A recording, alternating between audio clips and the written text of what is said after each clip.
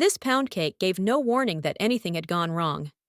The outside was golden, the glaze looked beautiful, and the cake appeared completely normal. But the moment it was sliced, the real problem appeared. The crumb was tough and unusually dense, with large holes running through the cake. Was it too much flour? The wrong oven temperature? A measuring mistake? Or did the damage happen inside the mixing bowl?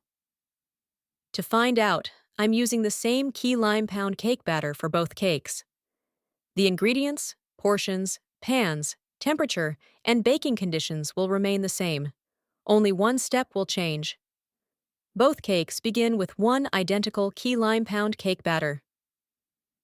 The butter and sugar are creamed together until the mixture becomes lighter and fluffy.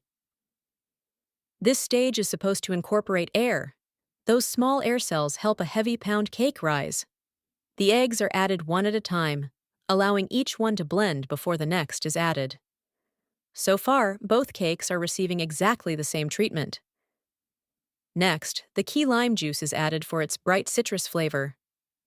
A little zest strengthens the aroma without overwhelming the cake.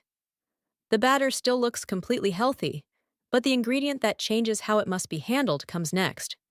The dry ingredients are whisked together before being added gradually to the batter.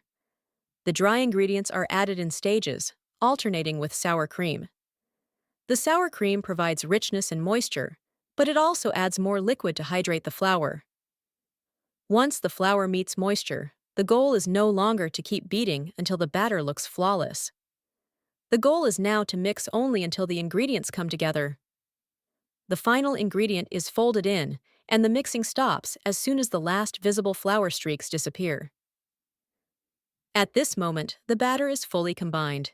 It does not need to become smoother, shinier, or more polished. The first portion will remain exactly as it is.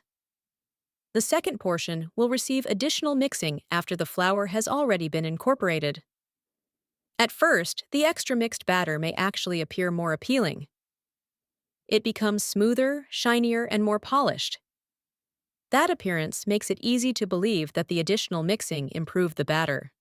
But the extra mixing continues working the hydrated flour and strengthening the structure inside the batter. It can also enlarge or redistribute trapped air pockets inside the thick mixture. The correctly mixed batter goes into the first prepared pan. The extra mixed batter goes into an identical pan. Even now, there may be no obvious sign that one cake is heading toward trouble.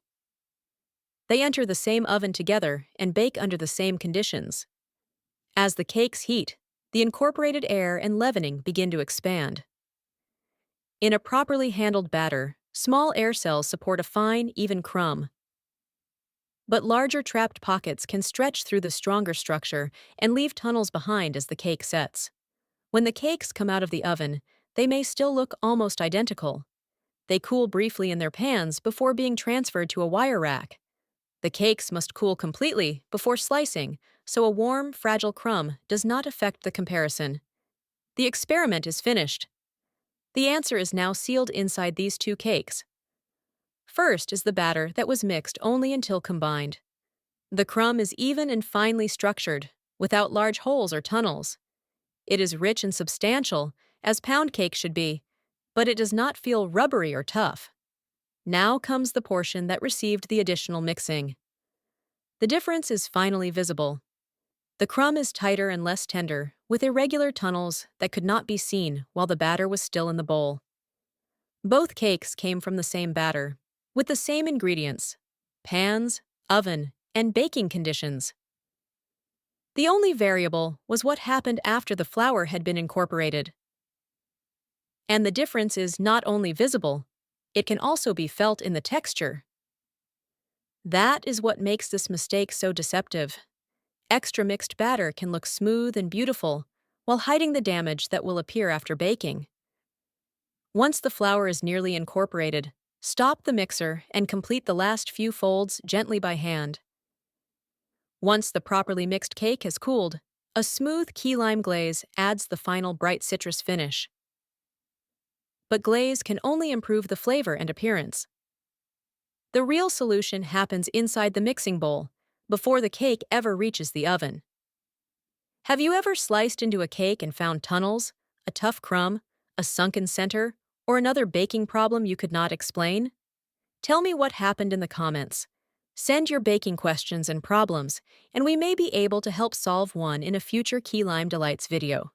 If this video helped you, please give it a like, subscribe to Key Lime Delights, and watch the next video on your screen. We'll see you in the next Key Lime Delights video.